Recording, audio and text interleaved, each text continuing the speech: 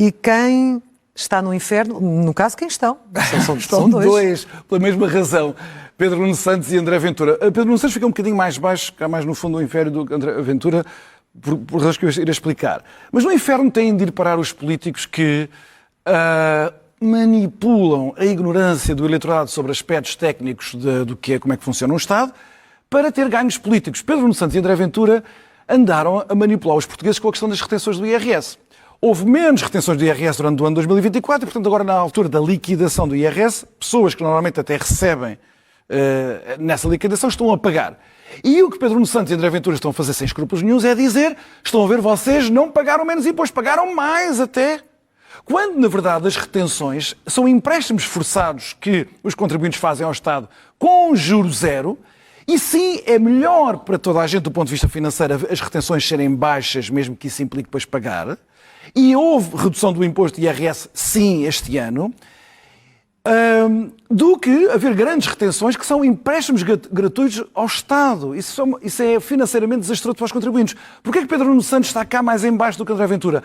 Porque Pedro Nuno Santos exigiu ao Governo que as tabelas de retenção ano passado fossem revistas para fazer repercutir a redução do IRS logo no ano 2024, porque os portugueses mereciam imediatamente uma redução do IRS e não só no período de liquidação. Portanto, inferno com os dois. Mas, Miguel, só para dar um bocadinho o outro lado, ouvimos dizer que o Governo enganou os portugueses nesta matéria. O que pergunto é se o que está em causa é uma ação de boa vontade, de dar, no fundo, dar a sensação de que a pessoa tem mais dinheiro nos bolsos, mês a mês, se há aqui uma utilização do sistema fiscal português como também um instrumento de política eleitoral ou mais um episódio de má comunicação fiscal, porque o que alegam é que o Governo estava na expectativa de que o Orçamento do Estado pudesse ser chumbado e criar essa expectativa nas pessoas de que teriam mais dinheiro no bolso ao fim do mês. Eu ouvi Luís Montenegro fazer o argumento que eu fiz, mas a posteriori. A posteriori.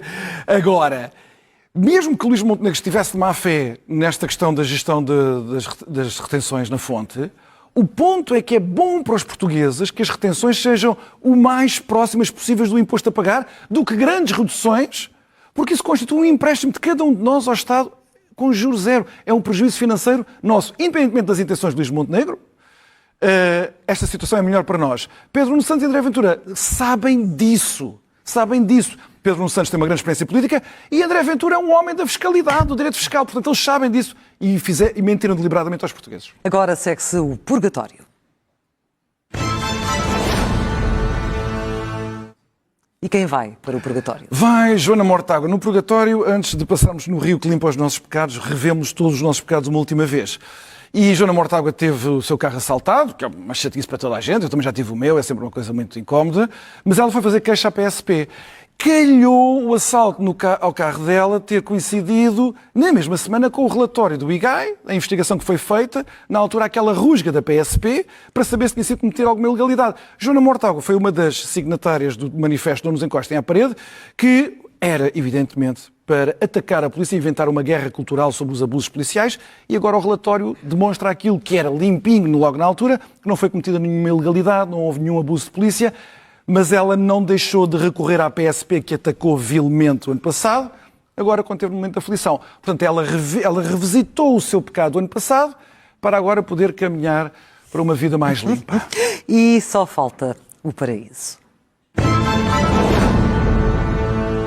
Bom, quem está? O nosso Papa vai a caminho do paraíso, não é? Sim. Eu acho que isso é certinho. E se não tivéssemos falado já sobre ele, era evidentemente o Papa Francisco estaria no paraíso. Mas como nós estamos na véspera de festejar um aniversário muito importante, no próximo 25 de Abril, o 51º aniversário do 25 de Abril será o 50º aniversário da Assembleia Constituinte. É um marco fundamental na consolidação da nossa democracia e por isso eu escolhi dois constituintes, o seu presidente da Assembleia Constituinte, o professor Henrique Barros, que já morreu, que dirigiu os seus trabalhos com uma magnífica imparcialidade num contexto difícil, e eu ouvi uma entrevista ele a queixar-se que os mídias não estavam a dar importância nenhuma aos trabalhos da Constituinte. Parece nós aqui a dizer que as pessoas não dão importância aos trabalhos do Parlamento. E escolhi um entre vários possíveis dos constituintes de grande craveira intelectual, neste caso, grande conhecimento de direito constitucional, e um homem que se afirmou por ser um cidadão português genuinamente patriota, de grande devoção cívica, que é o professor Jorge Miranda, também ele um grande especialista em direito constitucional. E há hoje figuras à altura destes dois homens? Só para fechar. É difícil responder. É difícil responder. Eu acho que Jorge Miranda, sobretudo, mostrou como e eu, politicamente, nem sequer tenho grande identificação com ele, mas ele mostrou como se pode ser sempre um cidadão apaixonado pelos deveres cívicos que nós temos. E ele fez isso de muitas maneiras, também no serviço e no aperfeiçoamento à Constituição, de que ele ajudou a construir em 75, 76. Miguel, muito obrigada.